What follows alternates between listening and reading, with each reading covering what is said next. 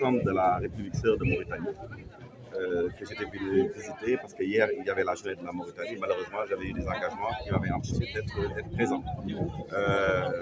Donc, comme vous le voyez, ce salon se veut un salon fédérateur de l'ensemble des pays de la sous-région et même au-delà parce que nous avons constaté la présence du Gabon. Et comme vous voyez, il y a également plusieurs panels qui ont été organisés et celui auquel je viens d'assister tout de suite est celui de l'employabilité, de l'emploi et de la formation. Je l'ai rappelé en disant que le problème de la formation au Sénégal est celui de l'adéquation formation-emploi. S'il n'y a pas de concertation avec le secteur privé pour identifier les métiers dont nous avons besoin, on formera des gens qui ne seront jamais utilisés. Ça ne sert à rien qu'il y ait 2000 étudiants qui sortent des écoles de formation chaque année. Mais ces 2000 étudiants-là, ils ont été formés comment? Ils ont été formés pour faire quoi?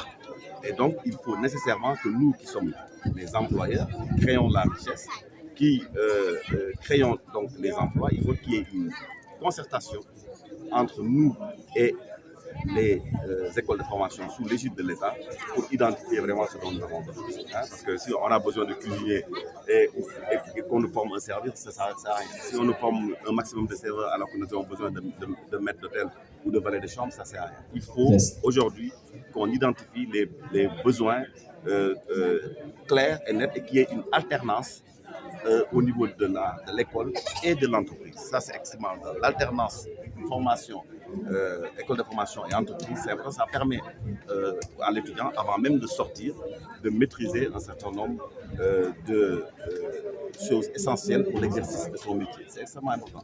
Mais si vous nous sortez des étudiants qui ne sont pas prêts à l'emploi, il faut des stages, il faut une formation qui peut durer, ça pénalise l'employeur. Alors que si, en même temps qu'il fait la formation, il y a une partie qu'il passe directement dans l'entreprise, ça va, au bout du compte, ça va former un étudiant, n'est-ce pas, déjà prêt pour travailler. En fait, voilà en réalité l'État puisse imaginer des incitations fiscales pour l'embauche. Si les entreprises ont des incitations fiscales pour embaucher, mais il y en a qui vont embaucher parce qu'en contrepartie, il y a des incitations fiscales. C'est extrêmement important. Et je rappelle, et je conclus en disant pour vous tous que le tourisme, ce n'est rien d'autre que de l'exportation sur place. Ce sont des biens immatériels qui sont là, notre plage qui est là, le soleil, notre teranga, notre gentillesse, c'est ça qu'on vend.